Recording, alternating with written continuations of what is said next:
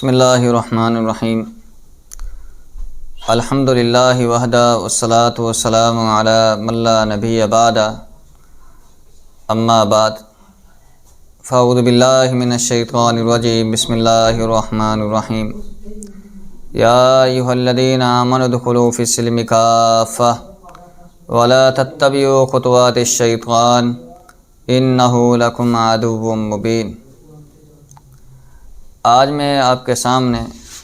بدعت کے بارے میں چند باتیں بتلاؤں گا۔ بدعت لغت کے اندر کہتے ہیں نئی چیز کو، یعنی کتاب اللہ اور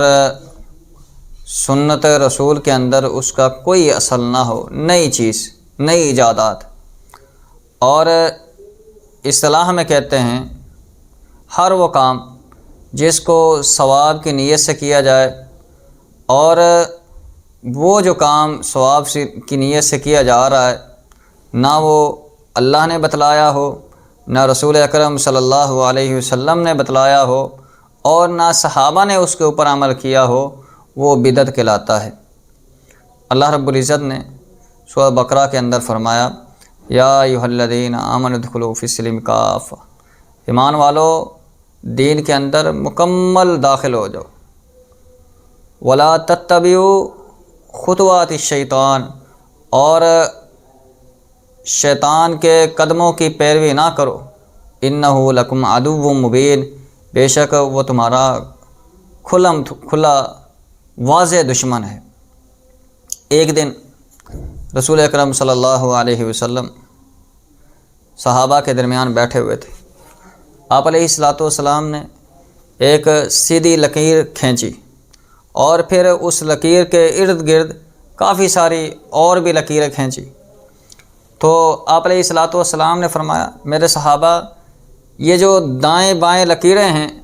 یہ شیطان کے راستے، شیطان بیٹھا ہوا ہے ان راستوں پر، اور یہ جو سیدھی لکیر ہے وَأَنَّ هَٰذَا صِرَاطِي مُسْتَقِيمًا فَاتَّبِعُوهُ، یہ جو سیدھی لکیر ہے یہ صراط مستقیم کی لکیر ہے، اور سیدھی اللہ کی جنت کو جانے والی لکیر ہے، اور اس کے ارد گرد جو لکیریں ہیں یہ شیطان کے راستے ہیں۔ تو بدعت اسی چیز کا نام ہے، ایسے کام کرنا ثواب کی نیت سے جو نہ اللہ نے بتلائے ہیں نہ رسول اکرم صلی اللہ علیہ وسلم نے ارشاد فرمائے۔ اور نبی علیہ الصلوۃ والسلام نے خطبہ حجۃ الوداع کے موقع پر فرمایا تھا میرے صحابہ، کل قیامت والے دن اللہ رب العزت تم سے میرے بارے میں پوچھے گا تو تم کیا جواب دو گے؟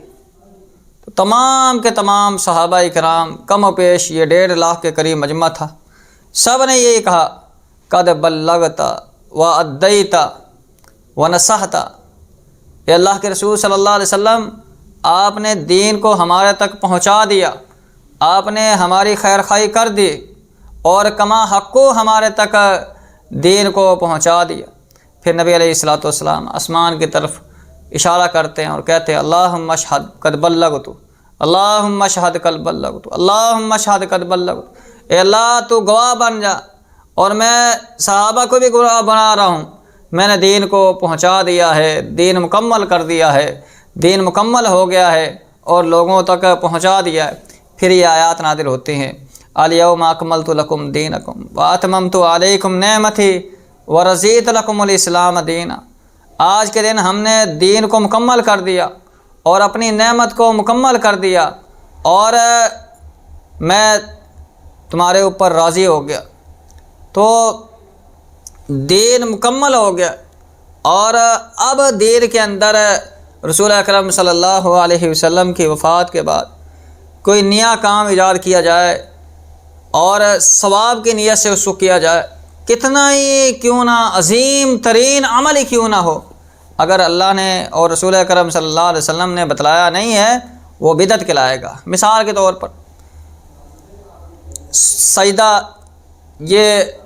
عظیم عبادت ہے، اور رسول اکرم صلی اللہ علیہ وسلم نے ارشاد فرمایا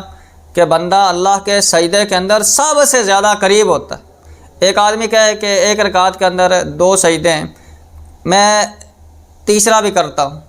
کیوں؟ سبحان اللہ ہی اس نے پڑھنی، اور تو کچھ نہیں کرنا، اور زیادہ اللہ کے قریب ہو جاؤں گا۔ نہیں، یہ بدعت کہلائے گی، یہ دین نہیں ہے۔ دین وہی ہے جو اللہ نے بتلایا ہے، رسول اکرم صلی اللہ علیہ وسلم نے بتلایا ہے، یہی دین ہے۔ اس کے علاوہ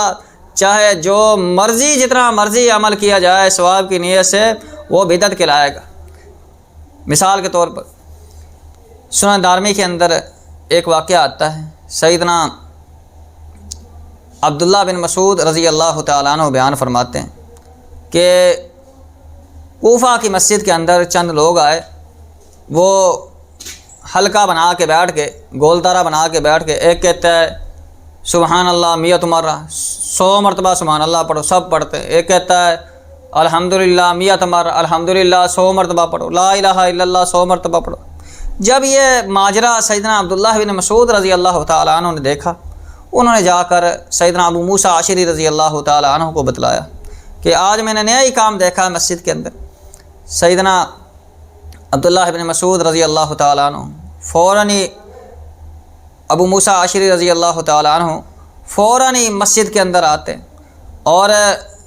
ان کو یہ دیکھ کر کہتے ہیں کہ وہ اللہ کے بندو، ابھی نبی علیہ الصلوۃ والسلام کے برتن بھی سلامت ہے، آپ کا لباس بھی سلامت ہے، تم نے ابھی سے یہ کام شروع کر دیا، ابھی سے یہ بدعت ایجاد کر دی، یہ ہم کو رسول اکرم صلی اللہ علیہ وسلم نے یہ بتلائی نہیں تھی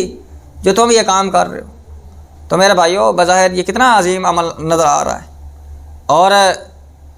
صحابی رسول ان کے حوصلہ افزائی نہیں کر رہے بلکہ ان کو ڈانٹ رہے ہیں۔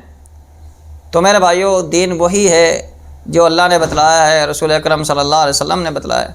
اور اللہ رب العزت نے ارشاد فرمایا یا ایھا الذین آمنوا اطیعوا اللہ واطیعوا الرسول ولا تبطلوا اعمالکم، ایمان والو اللہ کی اطاعت کرو، رسول اکرم صلی اللہ علیہ وسلم کی اطاعت کرو، اور اپنے اعمال کو برباد نہ کرو۔ اعمال کب برباد ہوتے ہیں؟ جب ہم اپنے منمانیے کے اعمال کرتے ہیں، اپنے جو اللہ اور اس کے رسول نے کام بتلائے نہیں ہیں وہ اعمال کرتے ہیں تو اعمال برباد ہو جاتے ہیں۔ مثال کے طور پر صحیح بخاری کے اندر واقعہ آتا ہے، ایک دن 3 صحابہ کرام رضوان اللہ علیہم اجمعین آپ علیہ الصلوۃ والسلام کے گھر تشریف لائے۔ نبی علیہ الصلوۃ والسلام گھر کے اندر موجود نہیں تھے، تو ان 3 صحابہ نے آپ علیہ الصلوۃ والسلام کی ازواج میں سے کسی زوجہ سے یہ پوچھا کہ نبی علیہ الصلوۃ والسلام کی عبادات کے بارے میں بتلاؤ۔ تو نبی ایک ازواج میں سے ایک نے کہا کہ نبی علیہ الصلوۃ والسلام رات کو قیام اللیل بھی کرتے ہیں، سوتے بھی۔ ایک صحابی نے کہہ دیا کہ میں ساری زندگی قیام اللیل کروں گا، رات کو تہجد ہی پڑھتا رہوں گا، سوؤں گا نہیں۔ دوسرے نے پوچھا اور کیا کرتے ہیں؟ تو ازواج میں سے کسی نے بتلایا کہ نبی علیہ الصلوۃ والسلام روزہ رکھتے ہیں اور روزہ چھوڑتے بھی۔ اس نے کہہ دیا کہ میں ساری زندگی روزے رکھوں گا۔ تیسرے نے پوچھا اور کیا کرتے ہیں؟ تو ازواج میں سے کسی نے بتلایا کہ نبی علیہ الصلوۃ والسلام نے شادیاں بھی کی ہیں، ان کو بھی ٹائم دیتے ہیں۔ تو اس نے کہہ دیا کہ میں ساری زندگی شادی کروں گا ہی نہیں، اور ویسے ہی رہوں گا، اللہ کی عبادت ہی کرتا رہوں گا، عورتوں سے الگ تھلگ ہی رہوں گا۔ اب بظاہر دیکھا جائے روزہ رکھنا کتنا عظیم عمل ہے، قیام اللیل کرنا کتنا عظیم عمل ہے، اللہ کی عبادت کرنا کتنا عظیم عمل ہے۔ وہ جب چلے گئے، رسول اکرم صلی اللہ علیہ وسلم گھر تشریف لاتے ہیں، آپ کو بتلایا گیا اسی طرح 3 آدمی آئے تھے اور انہوں نے یہ باتیں کہیں۔ نبی علیہ الصلوۃ والسلام نے ان تینوں کو بلایا اور فرمایا اقلتم کذا و کذا، تم نے اسی طرح باتیں کہی ہیں؟ انہوں نے کہا یا رسول اللہ ہم نے کہی ہیں۔ تو آپ علیہ الصلوۃ والسلام نے ان کی حوصلہ افزائی نہیں کی، آپ نے فرمایا میرے صحابہ سن لو، انا اخشاکم باللہ انا اتقاکم باللہ، میں تم میں سے سب سے زیادہ متقی پرہیزگار ہوں، اللہ سے ڈرنے والا ہوں، اور سب سے زیادہ خوف خدا میرے اندر ہے۔ اور آگے آپ نے فرمایا من راغب عن سنتی فلیس منی، جو ہماری سنت سے منہ موڑے گا، ہمارے طریقے سے منہ موڑے گا، وہ ہم میں سے نہیں ہے۔ اور ایک اور حدیث میں آتا ہے من عامل عملا لیس علیہ امرنا فہو رد، جس نے کوئی ایسا کام کیا جس پر ہماری مہر نہیں لگی ہوئی، جو میں نے نہیں بتلایا، فہو رد، وہ مردود ہے، وہ باطل ہے۔ اور سب سے زیادہ رسول اکرم صلی اللہ علیہ وسلم نے جس بات سے ڈرایا ہے وہ بدعت ہی ہے۔ آپ علیہ الصلوۃ والسلام اپنے ہر خطبے کے اندر یہ ارشاد فرماتے ہیں لوگوں الا کل محدثۃ بدعہ وکل بدعۃ ضلالہ، لوگوں ہر نئی ایجادات سے بچتے رہنا، اور یہ بدعت ہے اور بدعت گمراہی ہے، گمراہی کا ٹھکانہ جہنم ہے گی۔ یہ رسول اکرم صلی اللہ علیہ وسلم اپنے ہر خطبے کے اندر ارشاد فرماتے تھے۔ اور اسی طرح ایک اور حدیث کے اندر آتا ہے، آپ علیہ الصلوۃ والسلام نے فرمایا لعن اللہ بدعۃ لا یقبل اللہ منہ صرفا ولا عدلا، لعنت ہے ایسے آدمی کے اوپر جو بدعتی ہے، بدعت کو اطاعت کرتا ہے، نہ اس کی فرضی عبادت قبول ہے اور نہ اس کی نفلی عبادت اللہ رب العزت قبول فرماتے ہیں۔ اسی طرح ایک اور حدیث کے اندر آتا ہے ان اللہ حجب توبۃ عن کل صاحب بدعہ، اللہ رب العزت نے توبہ کے دروازے ہی بند کر دیے، توبہ کو اس آدمی سے چھوڑ دیا ہے جو آدمی بدعتی ہے، بدعت کو ایجاد کرتا، اور سب سے جو برا عمل ہے وہ بدعت ہی ہے۔ اس طرح جیسا یہ بدعتی جو آدمی ہے وہ توبہ کیا ہی فوت ہو جاتا ہے، توبہ کے بغیر ہی فوت ہو جاتا ہے، اس کو توبہ کی توفیق ملتی نہیں، کیونکہ وہ جو جس کام کو کر رہا ہے وہ اس کو نیکی سمجھ کے کر رہا ہے، اس کو نیکی سمجھ کے جو آدمی کوئی بھی عمل کرتا ہے اس نے اس سے توبہ تو نہیں کر، یہ 40واں ساتہ اور اسی طرح یہ ختم، یہ کئی ایسی بیماریاں ہمارے معاشرے کے اندر ہیں، رجب کے کنڈے ہو گئے، یہ ساری چیزیں جس کو لوگ ثواب سمجھ کے کرتے ہیں، حالانکہ یہ شریعت کا اس سے کوئی تعلق نہیں ہے، اور رسول اکرم صلی اللہ علیہ وسلم نے یہ اس طرح کی باتیں بتلائی نہیں ہیں، نہ صحابہ نے یہ عمل کیے، یہ سارے بدعات کے زمرے میں آتے ہیں۔ اسی طرح سیدنا عبداللہ ابن عمر رضی اللہ تعالیٰ عنہ، بڑے عظیم صحابی، یہ ایک دن ان کے سامنے کسی کو چھینک آتی ہے تو وہ آدمی پڑھتا ہے الصلاۃ والسلام علی رسول اللہ، آگے الحمدللہ پڑھتا ہے، تو شریعت نے یہ کہا ہے جس کو چھینک آئے وہ الحمدللہ کہ وہ آگے درود پڑھنے لگ گیا پہلے، تو سیدنا عبداللہ بن عمر رضی اللہ تعالیٰ عنہ غصے میں آ جاتے ہیں، پوچھتے ہیں وہ اللہ کے بندے، یہ طریقہ ہم کو رسول اکرم صلی اللہ علیہ وسلم نے نہیں بتلایا جو تو کر رہا ہے، اب ظاہر دیکھا جائے درود ہی پڑھ رہا ہے نبی علیہ الصلوۃ والسلام پر، مگر درود وہی قبول ہے، اور جو رسول اکرم صلی اللہ علیہ وسلم نے ارشاد فرمایا ہے اور جس جس مقام پر ارشاد فرمایا ہے وہیں پڑھا جائے وہی قبول ہے۔ اور اسی طرح سیدنا عبداللہ بن عمر رضی اللہ تعالیٰ جب کسی مسجد کے پاس سے گزرتے، وہاں سے اگر آواز آ رہی ہوتی، نماز کے بعد آ رہی ہوتی، لوگوں آؤ مسجد کی طرف آؤ اذان کے بعد، تو عبداللہ بن عمر رضی اللہ تعالیٰ عنہما اس مسجد کے اندر داخل نہیں ہوتے تھے، کہتے تھے یہ بدعتیوں کی مسجد ہے، یہ بدعت ہے۔ تو میرے بھائیوں، بدعت انتہائی کبھی ترین عمل ہے، اور کل قیامت والے دن کچھ لوگ آئیں گے نبی علیہ الصلوۃ والسلام کے پاس حوض کوثر پر، اور خواہش رکھتے ہوں گے آج ہم نبی علیہ الصلوۃ والسلام کے ہاتھ سے پانی پئیں گے حوض کوثر، تو فرشتے ان کو پیچھے دھکیل دیں گے، پیچھے کر دیں گے، نبی علیہ الصلوۃ والسلام فرمائیں گے یہ تو میرے امتی ہیں، ان کے ماتھوں کے اوپر نشان ہے، یہ نمازی ہیں، اعضاء ان کے چمک رہے ہیں، تو اللہ اکبر، فرشتے کہیں گے اے اللہ کے رسول صلی اللہ علیہ وسلم آپ کو پتہ نہیں ہے ان لوگوں نے آپ کے بعد دین کو بدل دیا، دین کے اندر بدعات ایجاد کی اور دین کے اندر بگاڑ پیدا کیا، تو رسول اکرم صلی اللہ علیہ وسلم ارشاد فرمائیں گے سحقن سحقن لمن غیر بادی، ان کو مجھ سے دور کر دو، مجھ سے دور کر دو، مجھ سے دور کر دو، انہوں نے دین کو بگاڑ پیدا کیا، دین کو تبدیل کیا، دین کے اندر ایجادات کی، اس کو مجھ سے ہم سے دور کر دو۔ تو ایسے لوگ، بدعتی لوگ، کل قیامت والے دن نبی علیہ الصلوۃ والسلام کے حوض سے بھی دور رہیں گے، اور وہ آپ علیہ الصلوۃ والسلام کے ہاتھوں سے حوض کوثر نہیں پئیں گے۔ اسی طرح رسول اکرم صلی اللہ علیہ وسلم کی ایک اور حدیث ہے، آپ علیہ الصلوۃ والسلام نے فرمایا کہ جو آدمی بدعت کو ایجاد کرتا ہے، بدعت کا ارتکاب کرتا ہے، اللہ نے ایسے آدمی کے اوپر لعنت کی ہے، یہ آدمی لعنت کا مستحق ہے۔ اور اللہ رب العزت نے فرمایا عاملۃ ناصبہ تصلی نارا حامیہ، کل قیامت والے نے کچھ لوگ آئیں گے عمل کر کر کے تھکے ہوں گے، پیشانیوں پر نشان بنے ہوں گے، جہنم کے اندر داخل کر دیے جائیں گے۔ کیا سبب ہوئیں گے؟ یہی وجہ ہے اطیعوا اللہ و اطیعوا الرسول ولا تبطلوا اعمالکم، اعمال جو کرتے تھے وہ اللہ اور اس کے رسول کے بتائے ہوئے طریقے کے مطابق نہیں تھے،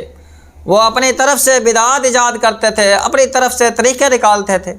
اور جو ہم کو اللہ رب العزت نے دین دیا ہے، رسول اکرم صلی اللہ علیہ وسلم نے فرمایا میں ایسا تمہارے اندر ایسا دین چھوڑ کے جا رہا ہوں جس کی راتیں بھی دن کی طرح روشن ہے، لیلھا کنہاریہ، اس کی راتیں بھی دن کی طرح روشن ہے، وہ واضح دین ہے۔ اور شریعت نے ہر ایک مسئلہ بیان کر دیا، چھوٹا سے چھوٹا مسئلہ ہے وہ بھی شریعت نے بیان کر دیا۔ ایک دن سلمان فارسی رضی اللہ تعالیٰ عنہ کو ایک یہودی نے کہا تمہارا نبی تم کو یہ پیشاب کرنے کا طریقہ بھی بتلاتے ہیں، قضاء حاجت کا طریقہ بھی بتلاتے ہیں۔ تو سیدنا سلمان فارسی رضی اللہ تعالیٰ عنہ ارشاد فرمایا نام جی ہاں اجل، ہمارے نبی صلی اللہ علیہ وسلم نے ہم کو یہ بھی بتلا دیا ہے کہ واش روم میں بیٹھنا کیسے ہے، استنجا کس ہاتھ سے کرنا ہے، اگر پانی نہ ہو تو ڈیلے استعمال کرنا ہے، ہمارے نبی صلی اللہ علیہ وسلم نے ہم کو یہاں تک بتلا دیا۔ تو دین کے اندر کوئی بات مخفی نہیں ہے، چھوٹی سی چھوٹی چیز ہے وہ دین کے اندر موجود ہے۔ اللہ رب العزت نے جبریل امین کے ذریعے رسول اکرم صلی اللہ علیہ وسلم پر وحی کے ذریعے سارے کے سارے دین کو بتلا دیا۔ دین کے اندر جو جو چیزیں جائز ہیں وہ بھی بتا دی، جو جو ناجائز ہیں وہ بھی بتلا دی، دین مکمل ہو گیا۔ اب دین کی تکمیل کے بعد ہم اپنی طرف سے ایجادات نکالیں، اپنی طرف سے بدعات گھڑیں اور ایسی جھوٹی حدیث بیان کر کے لوگوں کو اندر اشتعال پیدا کریں اور ان کو نیکی کے اوپر ابھاریں، ایسی نیکیوں کے اوپر، یہ خرافات کہلاتی ہیں، یہ بدعات کہلاتی ہے۔ اور